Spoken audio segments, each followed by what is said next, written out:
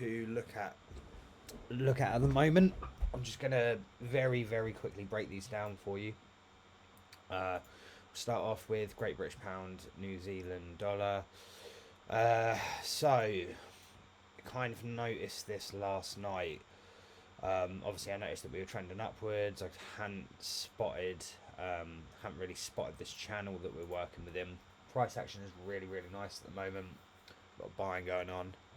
When you see, such strong buying, such strong price action, such as this, you often see then really nice fall as well. So, I'm looking at Great British Pound, New Zealand dollar.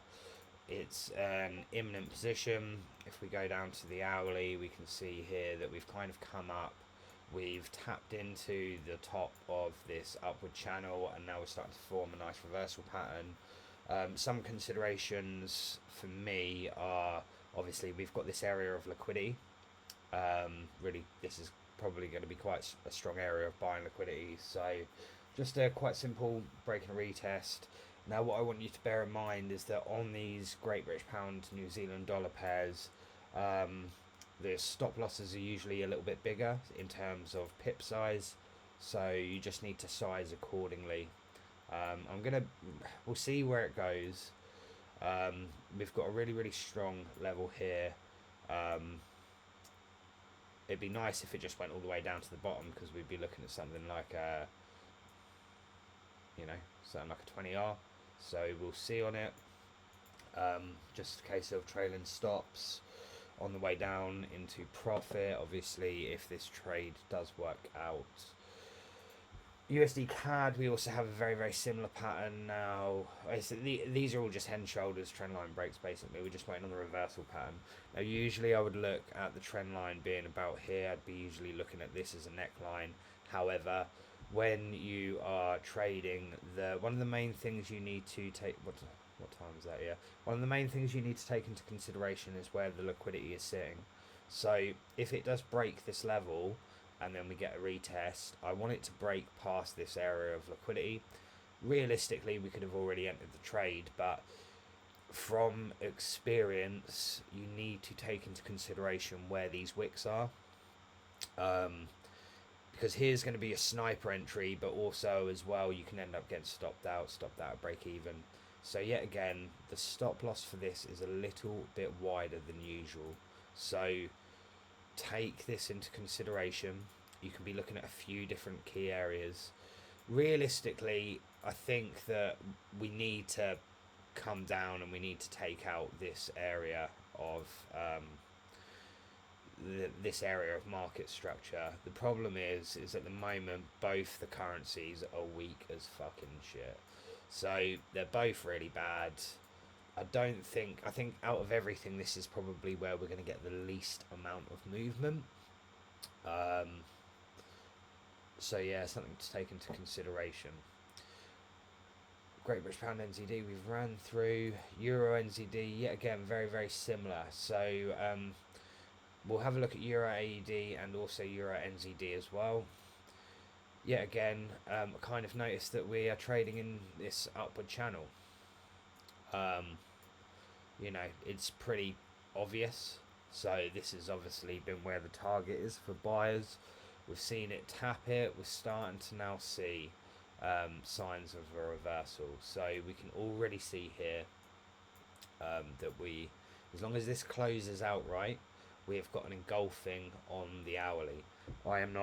I do not trade trend lines. I trade trend line breakouts. Combined with an area of support and resistance. So we're going to be looking now for a reversal here. Euro AUD is also giving us exactly the same vibe as well. So if we look here, Euro AUD has been trending in this upward channel. It's kind of, we could come up and tap liquidity there, but this seems like quite a strong indication. So what we're going to be looking for is we're going to be looking for a short on all of these pairs. I think we've kind of missed the boat on. We're going to wait for reversals on a lot of the ones we've taken now. So yeah, now interested in seeing if we get a nice short. Now the beautiful thing about like EURAUD, EURNZD is when, as I say, when we see such strong moves to the upside, with absolutely no corrections, we will usually see a nice strong move downwards as well. So, you know, here's probably going to be your first target for a short, and then we can look to go from there. But usually when EURAUD falls, it falls quite steeply and it falls quite strong. So we're just going to be looking to take advantage of that. So currently we have got,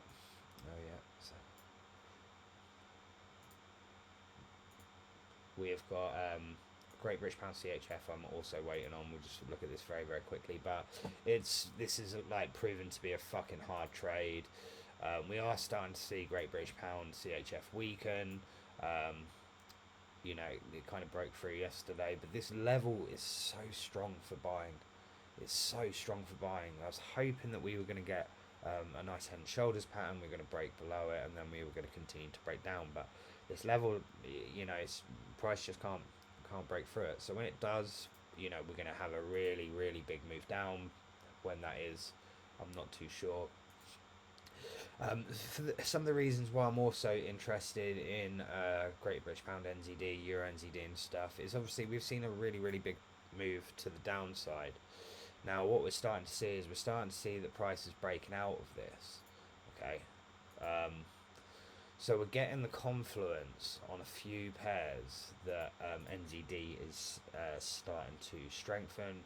You can also see it on, I think, NZD USD. Okay, so this hasn't actually really been moving for a few days. I've seen a few people waiting on this trade. You know, it's just been kind of sitting there when other pairs such as Great British Pound USD have been flying. Now we're starting to see strength on the New Zealand dollar, so that's a good indication that you know, Great British Pound NZD, Euro NZD, NZD CHF are kind of starting to now get ready for some good trades. In terms of this this setup, it's going to look something like that. As you know, at the start of these kind of breakouts, you see like really, really strong buying, and then it kind of weakens. You get like a bit of a consolidation period before it kind of comes up and tops out. Something also to take into account is we are really like breaking into kind of new lows on NZD CHF. I think the Swiss franc's really about to get quite strong. We're seeing it on the US dollar. We're seeing it on AUD CHF. The only one that we're really not is Great British Pound, but the pound at the moment is absolutely flying due to monetary policies. But yeah, we're starting to see the breakouts on, like we'll say CAD CHF for example here. Okay, so it's been sitting in this range now for months, like since, as I say, July last year. This is really when we start getting talks of good monetary policy, and now we're starting to see the breaks below. The Swiss franc is really a safe haven for currency. So people who invest in currency, you know, it's a really strong safe haven for the fact that it's always been very, very strong. So you can see here, it's always been really, really strong. It's always strengthening. So it's a bit of a safe haven when there's a lot of uncertainty in the market, which there currently is. So we're going to see, I think we're going to see CHF strengthen quite a lot.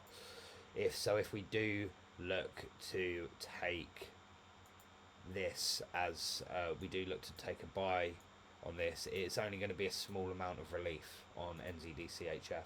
So don't set your targets too high. It's a nice trade. It's a nice trading opportunity following the strategy, but you know, be realistic in this. Be realistic in these kind of like take profits and everything. You know, don't look to target all the way at the top. Just look to get in and out of the markets, take some good money and fuck off. You know. So yeah, there's my kind of breakdown of what I'm looking at the moment. If you've got any questions, just let me know in the Discord group, and we'll go from there.